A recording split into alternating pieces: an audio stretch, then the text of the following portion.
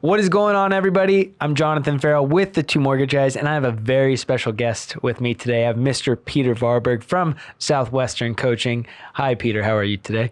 Hey, Jonathan. Really excited for this. Did I mess up the name? No, you got it perfect. All right, perfect. I got it. So Peter just ran an office meeting. He's a total stud. For anybody who's in the sales game whatsoever, I highly recommend that you get in touch with Peter. We're going to have his contact information because with what he's doing with Southwestern Coaching, I've been participating in it for almost a year. Yeah. And I'm so excited that he took the step to call me to get us booked because my business has grown substantially from my conversations with you and your team. But I want to go into, I went right back to, I want to go into the basics of Peter. So you were born in the Philippines, yes, correct? Yes, sir.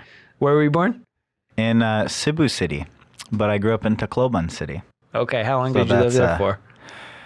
Probably a total of 16 years. So we would be in the Philippines 4 years and then come to the States for a year. Okay. So I wasn't full-time in America till college. Got it. So I'm the whitest Filipino you'll there probably you go. meet. I dig it. I dig it. Probably speak good Tagalog too, right? A little bit. There you Kunti go. lang. I don't know. Just means a little bit. I don't know. I'm just kidding. Nakakaintindi. So I understand. You can understand. That's like me. Just out of practice. It's like me in Spanish. I know like a couple different words, but that's about it. So yeah. I can't make conversation or anything. And then so you moved back to the U.S. and in your bio, you said that you started selling door-to-door educational books. Yes. So how did that come about? So I work with Southwestern Coaching now, but our parent company, Southwestern Advantage, has been around since 1868. Wow. They're the oldest direct sales company in the country. That was before the light bulb was invented, and they were selling Bibles door-to-door on horseback. Nice. So things have changed in the 20th century. Right. It's a lot more educational books, but my dad actually did it through college. So Very that's cool. how my dad paid his way through school. We actually did a trip through Europe in high school off money he had saved from selling books in college. Very cool. So I kind of, from an early age, he was telling me about this thing, and I was like, Dad, that's crazy. I don't want to do that. I had an older brother. He was much more like my brother Phil. If you're in an elevator with him, he'll like shake your hand, introduce himself. I was the kid that like, I didn't even want to, if I didn't have a fork or something at the restaurant, I'd ask my mom to talk to the waiter because I was like, I don't want to, a bit more shy until I got to know people. So for me, the idea of going door to door 80 hours a week, knocking on, is like, I was terrified. Right. So it was actually my junior year in high school, I spent here in the States, and then I was going to go back to the Philippines for my senior year. And that summer, I worked selling books in Duluth, Minnesota. Wow. So that was my intro to sales and also my intro to much of American lifestyle. Right, absolutely. So by the time I got to college, I'd sold that summer after my senior year. Perfect. So by the time I was a freshman, I'd seen more of America and like interacted with probably 3,000, 4,000, 5,000 people in their homes. Right. So it was a really cool boost starting college and actually knowing all that. Yeah, that's awesome. And so college you went to, what was it? Point Loma Nazarene University in San Diego. What was your major? I actually studied graphic design and media communications. So I know how to do all this podcast stuff too. This is what I studied. Exactly. That's awesome. So how did you go from basically media design and graphic design to basically coming back to Southwestern and now you're a coach? Yes. So I worked with them in the summer. So my parents are missionaries, so they don't have on the scale in American income, they're in the poverty line. If you look at that, so they couldn't afford private university. Right. So I basically had to work in the summer. I think that's a great motivation. A lot of people who get into sales originally, they need the income. So that was my intro. And I did that 8 summers. So through college, after college, I worked at San Diego State recruiting students and training students. So I built a whole organization there. And leading to coaching, right? I had took a couple years off of sales. I went back to the Philippines, worked with my parents as a teacher. And I just realized I loved teaching and speaking. And I loved, when I was selling door to door, I did the sales part. But what I really loved about our company was really more than a publishing company that sells books. We developed people. Right. So we would take college kids that had never sold anything and turn them into elite salespeople that would go be top producers in all these different companies. Right. We actually have a whole sister company that's a headhunting firm that companies pay them to recruit our college kids. So I loved in that part, I didn't love the door-to-door piece as much, but I loved the fact that I could grow and develop people. And working with students one-on-one that I'd coach and see transform from these underconfident freshman college kids to like these rock stars that would go on our incentive trip to Mexico and just be super confident and successful. So when I came back from the Philippines, I was like, man, I wasn't too excited about sales, but I loved that development piece. And I was like, I would love to do something where I can speak and I could work with people one-on-one and help them reach their goals. And I looked at, what do I have expertise in? Right. And I had pretty much a decade of sales experience at the time. So I was like, well, I guess I should look into that. Right. And come to find out, we had a sister company that did the very thing. So Southwestern Coaching, that's what I get to do full time now. Oh, that's awesome. As far as your coaching clients, now obviously we're a mortgage company, right? Yes. So, but you deal with mortgage companies, real estate agents, industry, like basically anybody that's in the sales type of industry, correct? Yes. So unique, because there's lots of coaching out there. Brian Buffini, Tom Ferry, there's core coaching, and a lot of them have different specialties in terms of industries and all of that. We specialize in sales. Right. And in leadership, because we find there's not really much formal training on sales psychology. Most people get in sales, like even in your office, Right. talking to a lot of your loan officers, they come from all over the place. Right. I work with a lot of insurance agents out in Texas that were all coaches and teachers, and then they got into insurance. So usually they might be trained on the product and the sales talk, but they don't actually understand the foundational skills. So that's a need that we meet, is helping people have training on sales. And then on the leadership side, a lot of people, they're really successful salespeople. So their company goes, hey, I'm going to make you a branch manager. But there's no training on psychology of leadership, how to run effective meetings, how to have successful one-on-ones. So the other half is the leadership development, the systems, which I know you've worked a lot with your coach Jay on, is developing systems and processes to run a team. Right. Absolutely.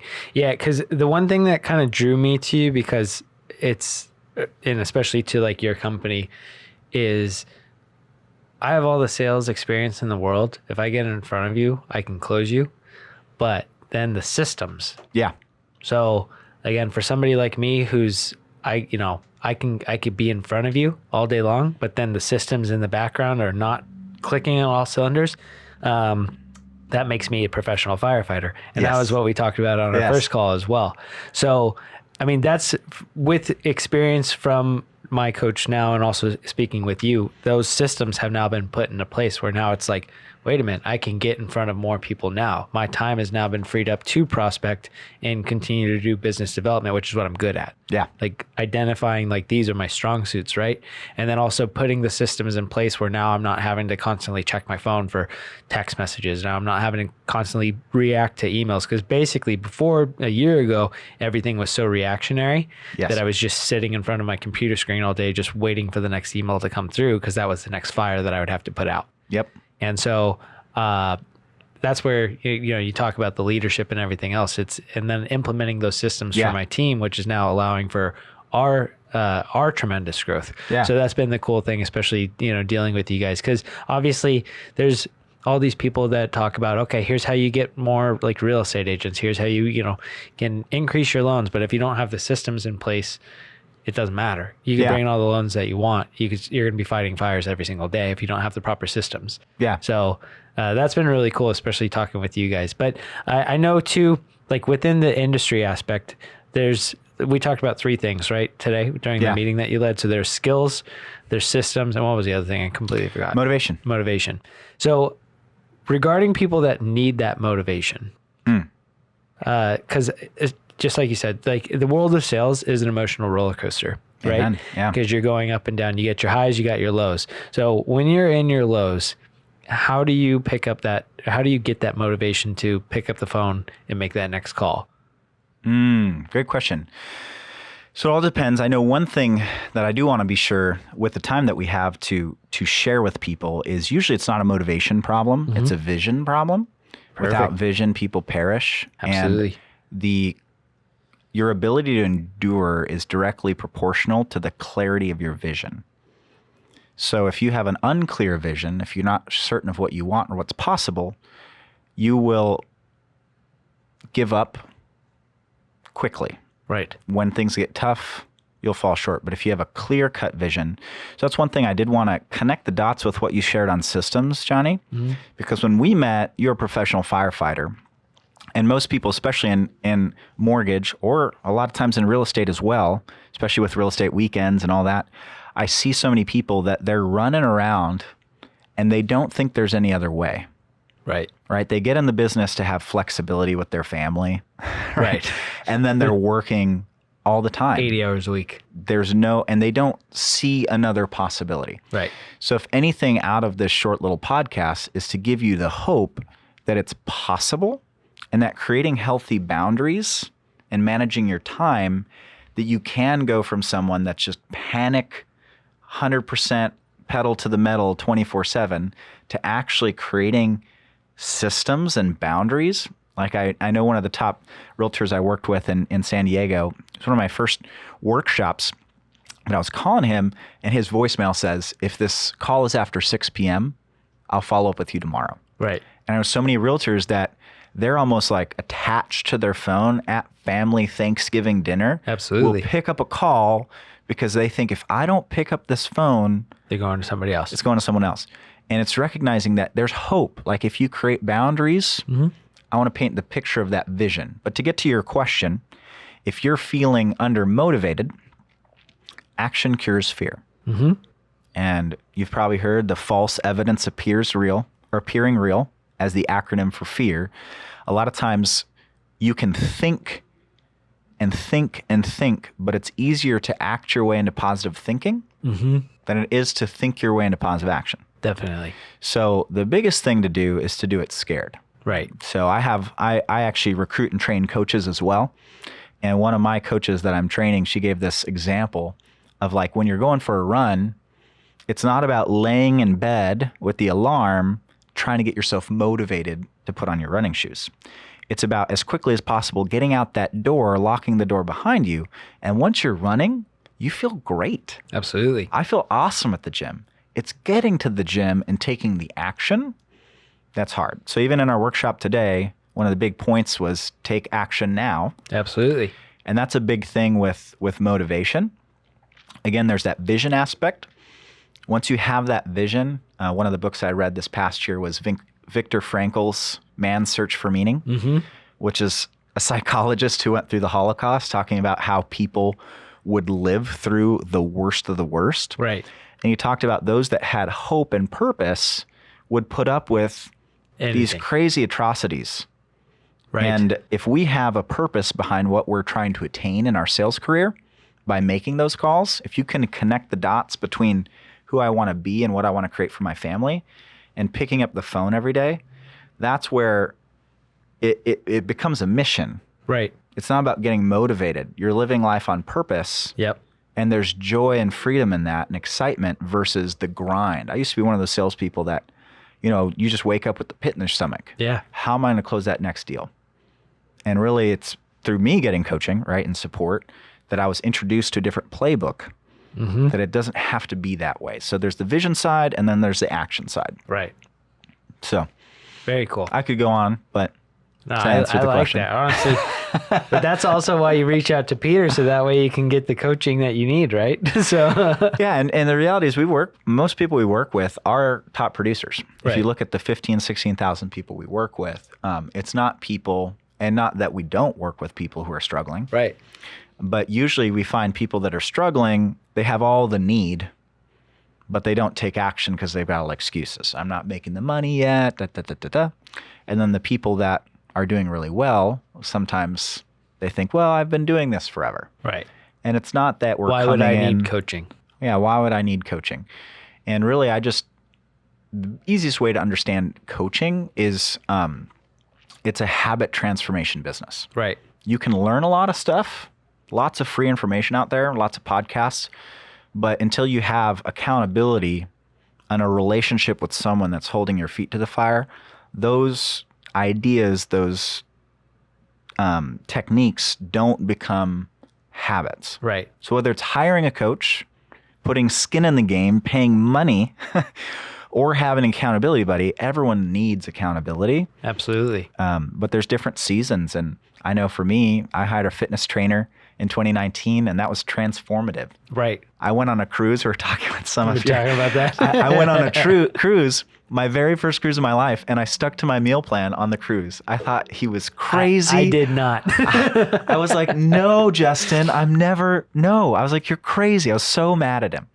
But he's like, what are your goals, man? I was like, fine. And I didn't meal prep on a cruise. Sure. But we're sitting there with all the entrees in the world. I'm like, can I get half this entree and this side? Right.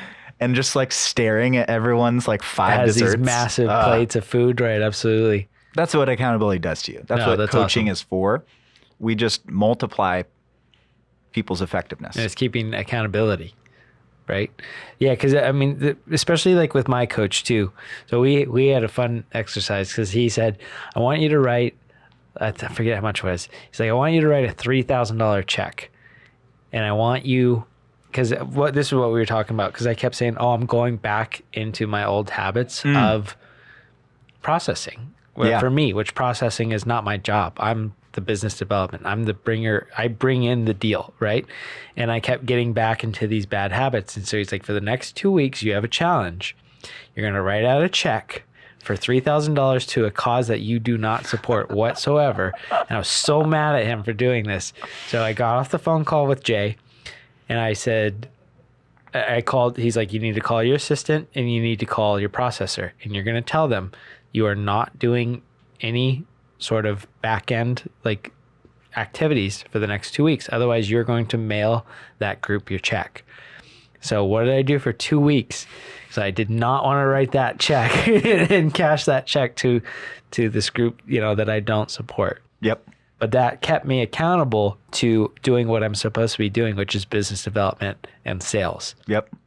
So 100%, like sometimes it's those things that hurt, but you have to do them. Yeah. And then it gets you into that mentality of now I'm doing this every single day, regardless of if I have this, looming $3,000 debt hanging over me. It's like, no, I'm doing this every single day to continue to grow my business and expand my business.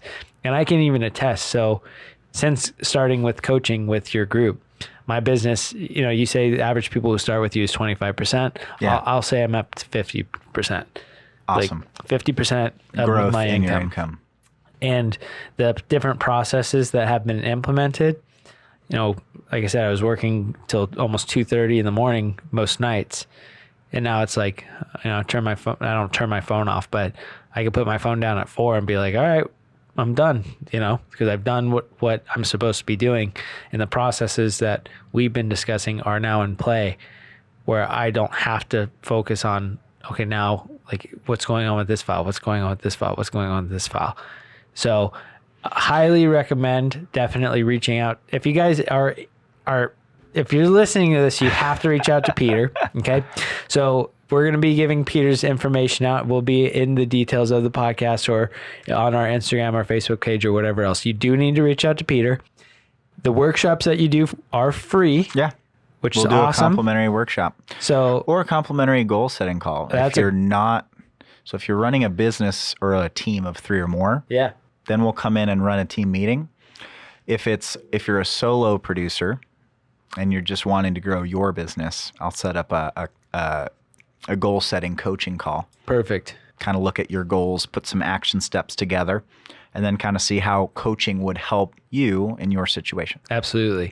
Yeah, so I highly recommend reaching out to Peter. He's a total stud, and he can definitely help you guys take your business to the next level. Peter, thank you so much for first and foremost running our workshop for our office meeting today, and then also coming on to the podcast.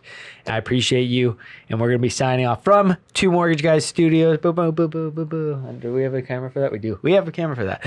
So we're going to call it, we're continuing to call it Two Mortgage Guys Studios. So thank you very much for tuning in to this podcast. Definitely reach out to Peter. Peter, again, thank you as always. Awesome.